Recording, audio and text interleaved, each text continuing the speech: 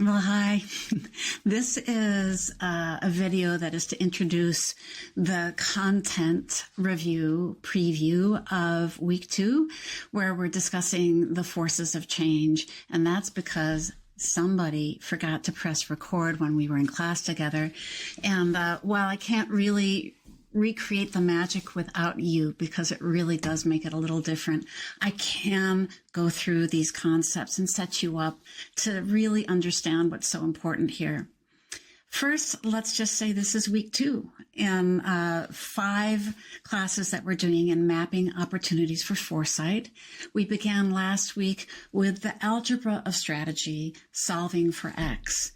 One of the beautiful things to recognize here is that the solving for X formula is absolutely anchored in the things that never change. And as far as I'm concerned, that's what strategy is. We want to hold tight to the things that don't change while the rest of the world does adapt. We're watching it so that we can remain relevant over time. But that sweet little formula, as you'll recall, is anchored first on the needs of who you're serving. How you answer those needs actually defines your purpose. You have a point of view and a philosophy. You have certain capabilities that sets you apart from anyone else in your field. And that is, again, what you hold tight to over time. It is your proprietary territory, and it is a thing that you cast into the future to kind of see and map your opportunities. So needs are based in universal human truths. Your purpose is abiding. It's who you've always been. It's in your DNA. We take a look at that why, how far out are you looking, so that we can begin to ask the question, is when the world changes around us, how do we locate those needs that never change in an environment where people may be living differently? Culture and values may have shifted. The economy and how people work may have shifted, but our purpose is still to meet those needs in that future. So what's really cool about this is, though the conditions are changing, we now have a model, the forces of change, that tell us that even underneath that kind of, frothy, volatile surface, right below it are predictable forces of change that we can begin to see the roots of all trends and issues. So once again, everything in strategy is anchored to things that don't change. So this week, what we did was to say we have some worksheets for you. Those are linked here. The worksheets bring you through another iterative pass at how you answer the needs. They're really good worksheets, by the way. They're light and they're focused, and so that's helpful. There's another one in which you answer a few questions about your purpose. And then there's a worksheet now for your conditions. And in the class, we asked people to have their conditions worksheet open, and also how to see like a futurist open. So the relationship of changing conditions and the forces of change below is what we're talking about. In See Like a Futurist, there's also some great reference for you wherein I go to each of the 4 forces and I give you a snapshot of like a leg of a mind map that gives you some examples of things that might be changing in each of the 4 force fields. So just know that as you continue to work through your solving for X formula, you've got some worksheets to help you this week. I'm going to actually, of course, go through the forces of change now so that you're really getting an understanding. You're trying to get basic literacy. And then next week, when we get into best questions, we're going to drill down deeper, and it's going to start to feel really good, I hope. Your literacy will start to form. But now let's take a look at those sweet 4 forces. This is, by the way, I am known for this model. This has been my contribution to the field. They really are smart. I'm always trying to bring things down to their most essential truth. It's what this formula is all about. It's what strategy is all about. And that you're going to see exactly how that works now I'm going to share what that looks like for you. This framework. So this initial illustration is supposed to be, this is what life looks like. This is where, when we're moving about our lives, we see people moving through it. We have a natural landscape. We have technology that's working. We see all of that being curated, I guess, in our current lives. In my view, culture is also on the surface, and it adapts to all the changes beneath, just by the way. So we are always looking at how culture may shift, but not as its own force. That's my point of view. I know it's not others, but it is mine. So we are looking below the surface. This is one of the things that's specific to foresight versus trend analysis. Foresight is looking at the structural, systemic forces of change. And here are the way that I frame those.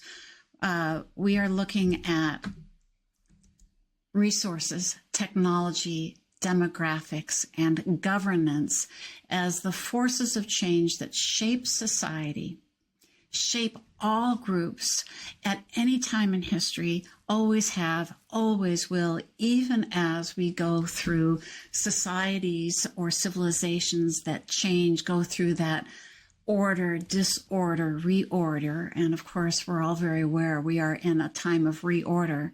But what we're tracking is that how society will reshape itself is, again, going to be rooted in these four forces. So let's take a look. We begin with resources. So again, in our illustrated life that is populated on top, we see that's where trends live. And resources are primary because the first thing that we do when we come together as a group is we're trying to support life by being around living things. We need to have water, land, plants, animals. We also need to have energy. And of course, what humans have done very well with the onset of fire and from there on is to find energy sources that can convert our natural resources into food, let's say, or into warmth, or into all kinds of things that could propel new forms of energy. What I want to say here is that every technological revolution that we've been through has been commensurate with forms of energy where the carbon atoms have gotten more consolidated and condensed so that when we heat them up, they explode. That's what gave us the Industrial Revolution, the steam engine. We get propulsion out of that. We get the transportation and airplane fuel and rocket fuel. And then we began to look into nuclear and so forth. But we are coming potentially towards an end ultimately of what oil, that concentration and combustible force that has given us modern life, as we now get to see also its consequences. Low resources and energy.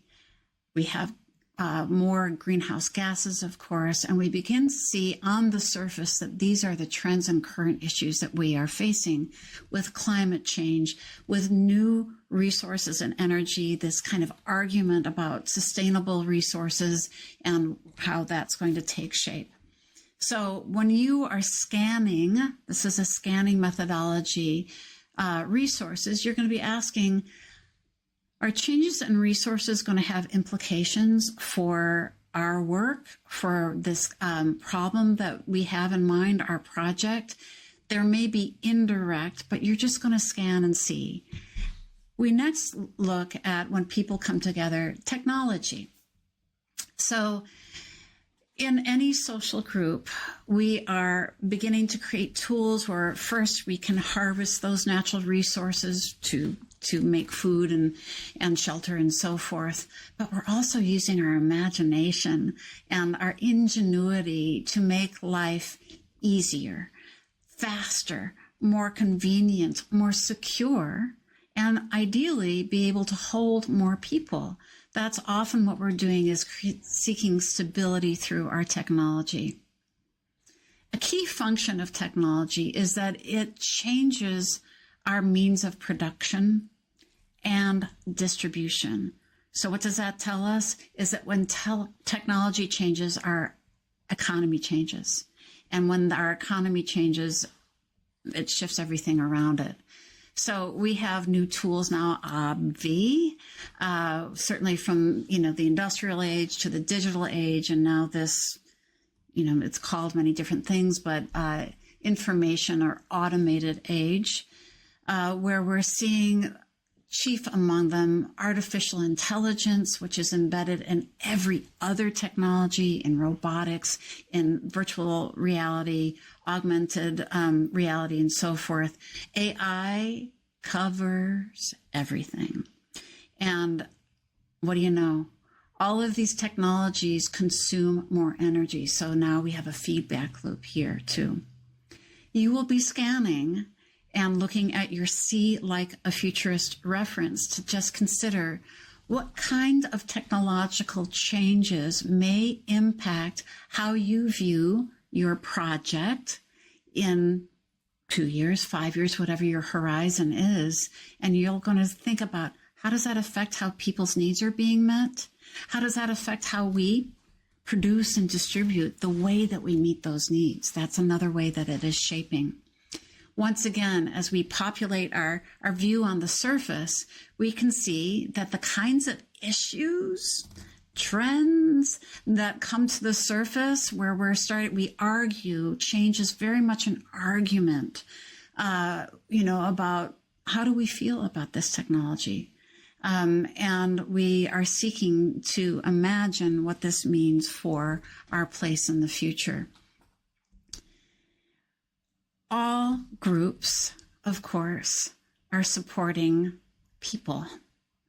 And the stability of a group over time depends on the strength and health of its people. And that has historically been categorized as, what is the distribution of gender so that we can procreate and stay strong and grow? What is the distribution of age in a group so that we have young people coming in, we have strong people who can work, and we have elders who can keep the wisdom alive in our group. And many groups are organized around certain worldviews and narratives that keep them cohered. And so that's a very interesting place where we see this. Currently, because of resources and technology, we have had more people staying alive on the planet, and population has grown. We now are having a reversal of that trend, but we have drought, we have floods, we have fires, we have earthquakes, and the resources, kind of cataclysmic emergency events. We have more technology that supports mobility. And so that means that people are moving around the globe a lot. Some of them are just seeking greater opportunity. Globalization of all of our markets and industries has invited that. But we also have climate refugees and conflict refugees. And guess what? That has threatened something that when people move into a group, something that is a reactive force that says, not us. So we have immigration, migration has moved, and we have a reactive force against it.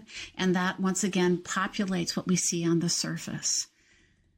I hope you're beginning to see that, as I had claimed at the beginning, the roots of all trends and current issues are found in each one of these force fields.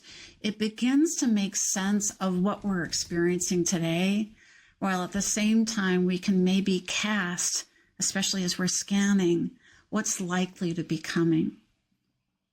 The last of these forces that operate in human developed societies is that we have a group, and in order for us to stay strong again, which is the overall objective, is that we have to have rules of cooperation. And those can be institutionalized as rules of law and rules of the market. How well are we making things together? What are the incentives for that? What are the consequences when they don't work? And we can see this, all the way down to the more nuclear structure of, let's say, a family where we have the rules of the house. This is the way we do things around here, and there's a culture around that. It is all usually based in some kind of worldview about, in that case, parenting or families or partnership or commitment. We all have our view of that, and we usually shape our rules around it. The same is true in government, which is a form of governance.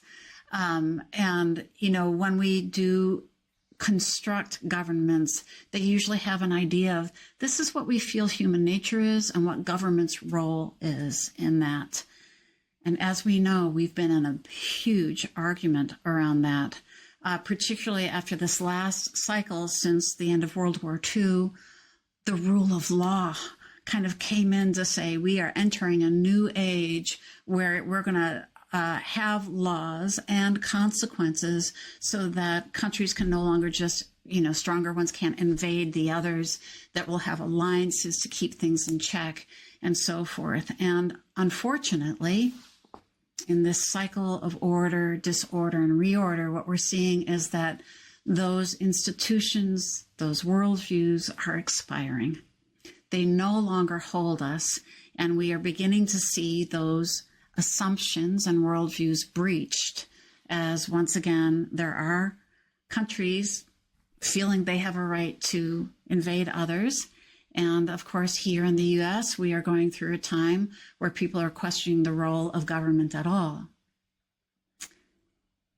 This is very helpful to see it through these lenses, that societies do shape themselves around available resources. We go to war around that.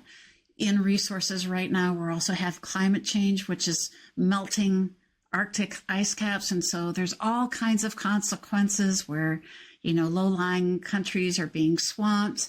It also opens up new territories of resources and minerals we've never been able to get to before. These will be conflict zones for sure.